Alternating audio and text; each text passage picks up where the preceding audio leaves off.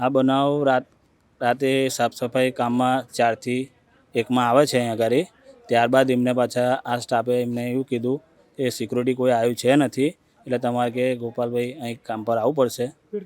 એટલે અહીંયા કામ પર આવ્યા હતા 1 વાગ્યા પછી. ત્યારબાદ ખબર નથી એ બાબતમાં. આ તો સવારના 9ની આજુબાજુ ટાઈમ થયો એટલે મમ્મીને એ થયું કે હું ચેક જોઈ આવું. એટલે અહીં જોવાય એટલે મમ્મી જોઈ એટલે ગભરાઈ ગઈ. એટલે પછી મને બૂમ પાડી. મેં આવીને જોયું અહીંયા આગળ. પછી મેં એ કર્યું, પહેલાં આમના સ્ટાફને જાણ કરી હતી, પણ આ લોકો કોઈ ફોન નહોતા ઉઠાવતા. 10-11 વાગ્યા પછી આ લોકોએ ફોન ઉઠાવ્યો તો કે અમે આવીએ છીએ કે. હા, અમે જાણ કરી.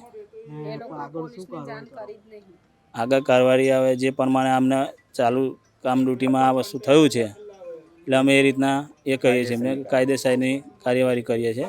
જે તમારાથી એ થાય એ કરો એમ. શું નામ હતું તમારું? ગોપાલભાઈ કરશનભાઈ.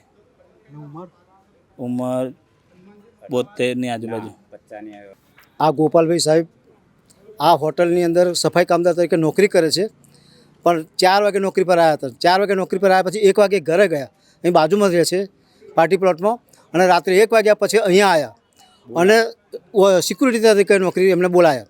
અને સિક્યુરિટી નોકરી તરીકે બોલાયા અને રાત્રે કેટલા વાગે મરી ગયા છે એ સવારે આ સંજયભાઈના મમ્મી અહીંયા એમને બોલાવવા માટે આવ્યા. ત્યારે ખબર પડી કે મરી ગયા છે. પણ આ સંજયભાઈ આ હોટલના માલિકોને ફોન કરી થાકી ગયા, પણ કોઈ જવાબ ના આવ્યો. અને અત્યારે મોઢામાંથી લોહી નીકળે છે. ગોપાલભાઈ સાહેબને મોઢામાંથી લોહી નીકળે છે અને શરીર આખું એ થઈ ગયું. અને કોઈ પોલીસને જાણ નથી કરી અને કોઈ વ્યવસ્થિત જવાબ પણ નહોતા આપતા. આજે આ સંજયભાઈ લોકોએ પોલીસને જાણ કરી છે અને હવે પોલીસ કાર્યવાહી ચાલુ કરી રહ્યા છે.